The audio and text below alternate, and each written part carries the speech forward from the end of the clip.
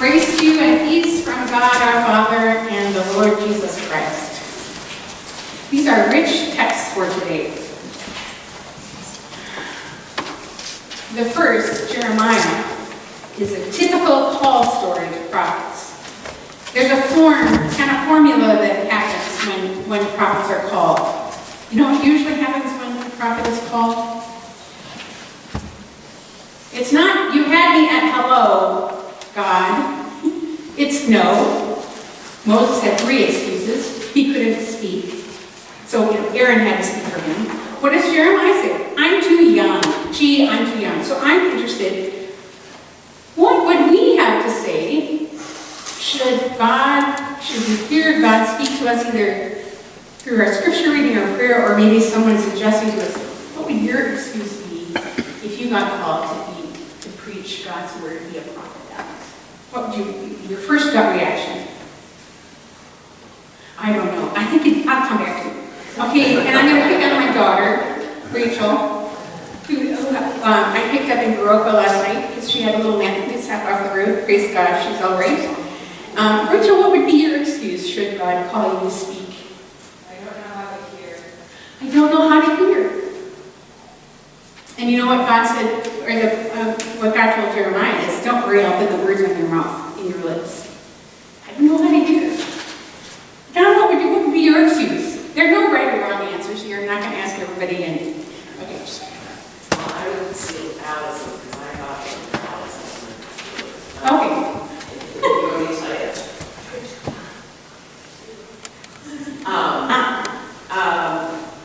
I don't know how to listen. So it's kind of like the same thing, but yeah. Okay. One of the speakers on the podcast from Luther Seminary with Working Preacher said, he's the professor of Hebrew Scriptures. He said, I'm just not that into it. We all laughed. No, I don't want to disrupt my cozy lifestyle. Well, what happens to prophets usually? Right? Our biggest example is Jesus. And why is that? Because prophets are called to speak the truth. And do we always want to hear the truth? Often we want to do la la la la la la, right? We don't want to hear the truth.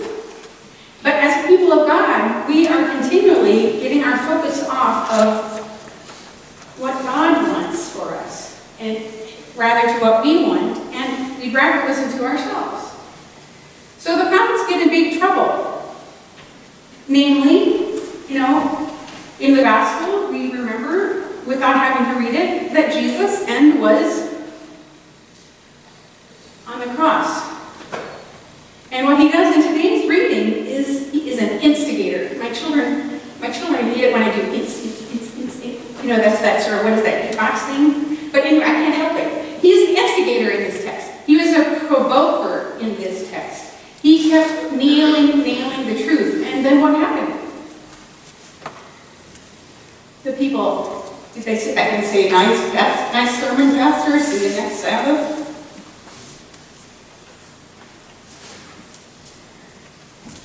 They were mad. They were upset because the truth was directed toward them. The truth was directed toward them, and he was on fire. He was shooting out one after another, and he's not worried about it because he knows that he will die when he gets to Jerusalem. Not in this neighborhood. Not in his home neighborhood. So, it's understandable that we might say, I'm not quite that into it. Or I can't listen, or I'm not ready, or I'm too young, or I don't have the words to say. Underneath that, it might be, I'm afraid. But God always gives the gifts to God's people to do God's work, to speak God's word. And in our New Testament reading today, we're focused on the gifts of all that we need in the church to function, and that what's most important in our gift sharing and our gift receiving is that love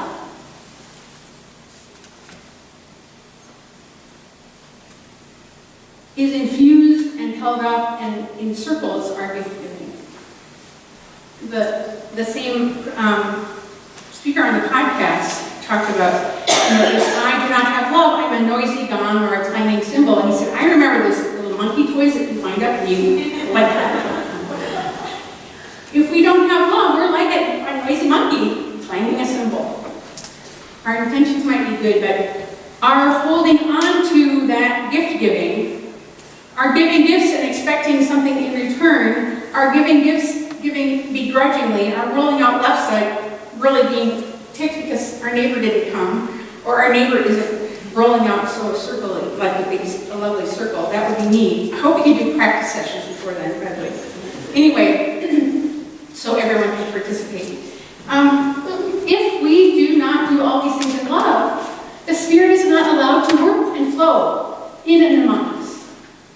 Jesus' motivation through all of his preaching is love. But he is not the kind of nice, sweet kind of, he's not a nice guy. Because sometimes nice guys or gals don't always speak the truth in love, but Jesus always spoke the truth in love. He was a beautiful, wonderful, loving man. But he wasn't always nice because they wanted to throw him off the cliff.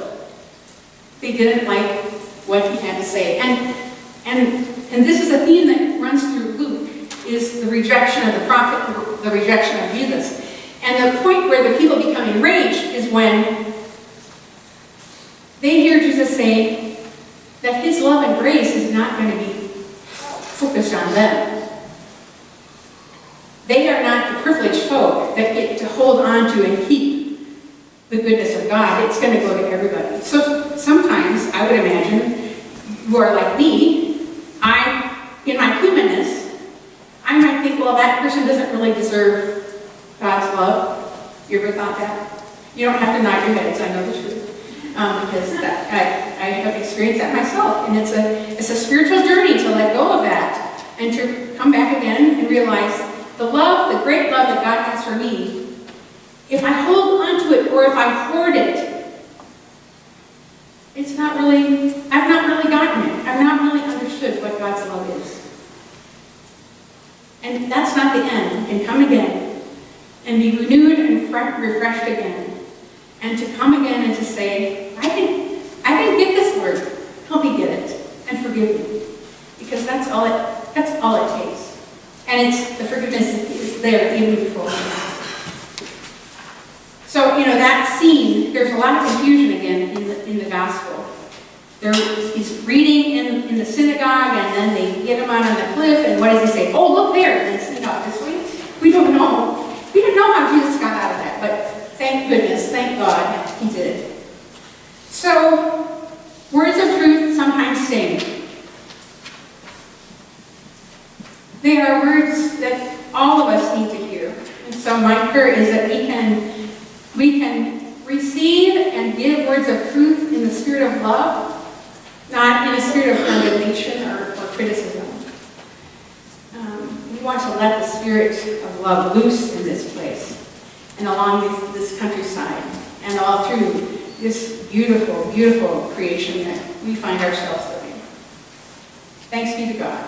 Amen.